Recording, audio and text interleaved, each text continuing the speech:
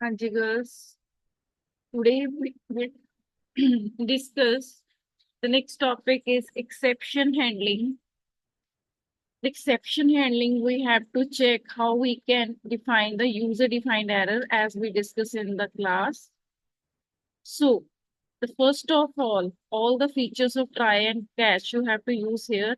The util file provide all the feature, utility file provide all the features of exception handling. So first of all, I'm creating a class that has the name except, and in main, because I want to take the input dynamically. So you know how we can take the input dynamically. For that, we have to use the built-in class scanner. I'm creating the object or built-in class to take the input.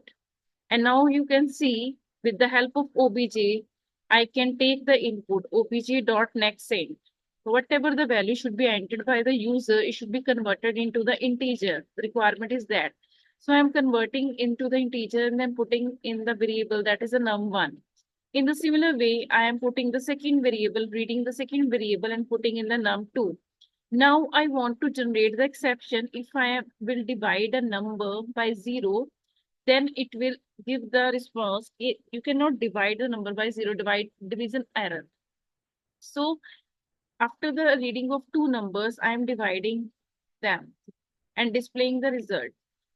There we are using a count variable x. We are putting the value 1 but true. So one time it will enter in the loop and it will calculate. And after the display of division result, it will set the value of x equal to 2, so that we can, if it is divisible, the number is 1 is divisible by 2, then it will display the result and we will exit because the value of x is 2 and the condition is up to while is x is equal to 1. But if the division is possible, so the condition becomes false and we can exit. But if the condition is false, whenever we are dividing a number, uh, division is not possible, like 2 is divided by 0, so there is no division, then it will not set the value equal to 2. X will be not, count variable will not be well the set the value of 2. So once again it will check, the while loop will be continued until the condition will not true. It will enter, it will ask for the next number, next two numbers, and then again try to divide them. So it will continue until the condition doesn't become true. Now in this catch block, each try block must be associated with the catch block. And you know, there are some built-in errors, exception that we have to specify here. This is the built-in file exception, arithmetic exception, stack overflow, array index out of board, and this is object. Now, like if I am taking example, I am dividing, the one number is 2 and the other is 0, then it will catch, it will throw exception and it will be cached, cannot divide, because we cannot divide a number by 0. But if the first number is 4 and second is 2, so this we cannot throw the exception because this is true.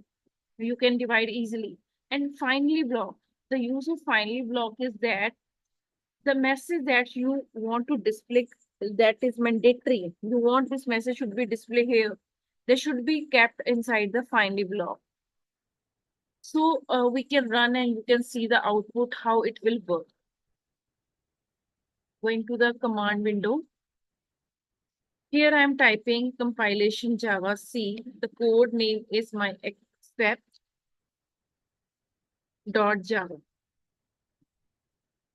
Now you can see I am compiling it. Now we want to interpret. You can see except. I'm entering the first number 4 and second is 2. I want it should be divisible easily. It will be divided. Now you see division is 2. Now the counter value should be 2 and it will exit because it is true. So exit ho gaya, x की value 1 nahi hai. And message I want to display, that should be display compulsory inside the finding block, it's display.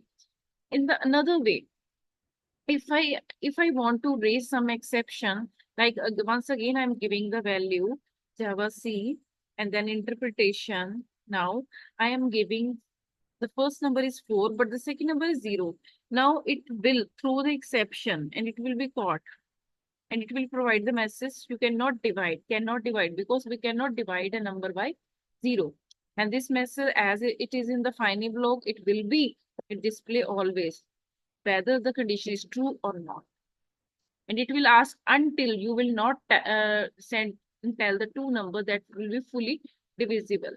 Like another is 6 and 3. Now we can exit. Now this is the exception handling as we discussed in this session. Thank you.